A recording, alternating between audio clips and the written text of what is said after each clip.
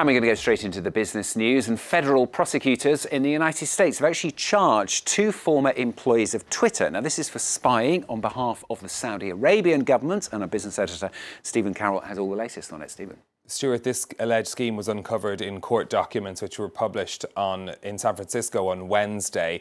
Those documents claiming that Saudi agents used Twitter's internal systems to find information on known critics of Riyadh, as well as thousands of other users of the site.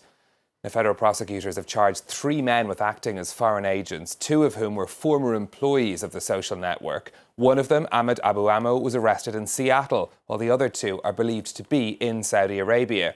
According to the Justice Department's investigation, Abu Ammo and his colleague Ali Al-Zabara accessed the email addresses, IP addresses and dates of birth of Twitter users targeted by the Saudi government and royal family. The case raising questions about the security of data held by social media networks.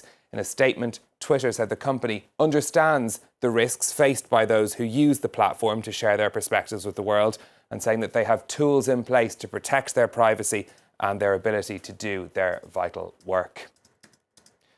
Well, let's move on with a look at what's happening on the markets for you next. European markets starting the day up. Some news on the US-China trade dispute moving the markets today. These are comments from the Chinese Commerce Ministry that both sides in that dispute have agreed to cancel some of the tariffs that they've imposed in their so-called Phase 1 deal. Although that deal's still under discussion, this is being interpreted positively by the markets. London, Paris and Frankfurt all opening up at the start of trading. And those trade headlines also coming in time for the end of the day in Asia too, helping to boost markets across the region, many of which had been trading in the red earlier on, but both Hong Kong and Shanghai turning into the green. Shanghai just trading at the flat line there. Of course, this being a major issue for the markets, any news on this trade dispute does tend to move shares, and we're seeing that in this latest development as well.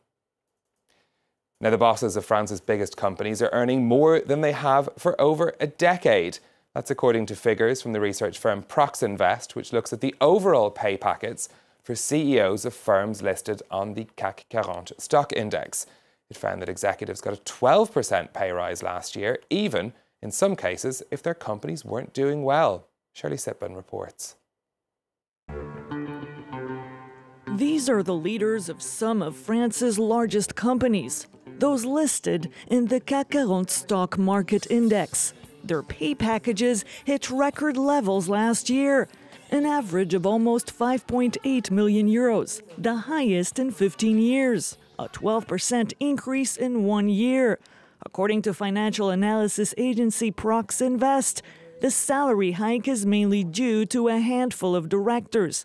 The head of software company Dassault Systèmes, whose pay jumped by 34%, the CEO of luxury group Kering, François-Henri Pinault, and the former CEO of Renault and Nissan, Carlos Ghosn, who was arrested in Japan last November on charges of financial misconduct. These packages aren't linked to anything. These leaders live in a bubble. I don't think it's a question of disregard. I think they're disconnected from reality. Disconnected because the gap between what they earn and what their employees earn has widened.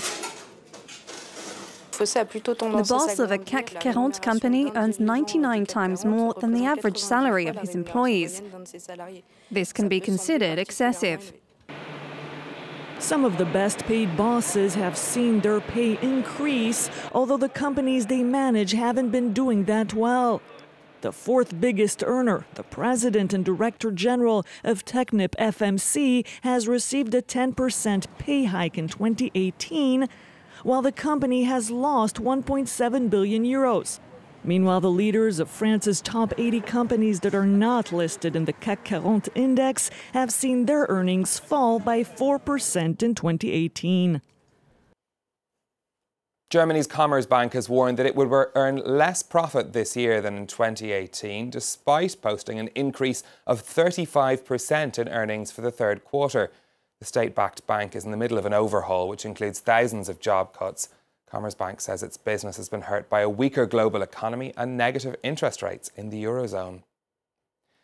Some 700 flights of the German airline Lufthansa have been cancelled today because of a strike by cabin crew. It's the first of a 2-day walkout at the airline as part of a dispute over pay and conditions. Meanwhile, the company has announced plans to cut costs at its Austrian Airlines, Brussels Airlines and cargo branches. And finally, for me, could Google be about to reconsider its policies on political advertising? A report in the Wall Street Journal says the company is discussing changes.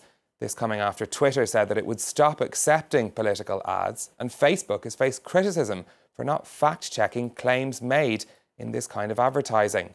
But a change by Google could have a huge impact as it would apply across all of its platforms, including the search engine and YouTube, potentially, Stuart, having a huge impact on upcoming elections. Could well do, yeah, you never know. All right, thank you very much, Stephen. Stephen Carroll with Business on France 24. I've taken my glasses off and I can't see anything. I'm lost.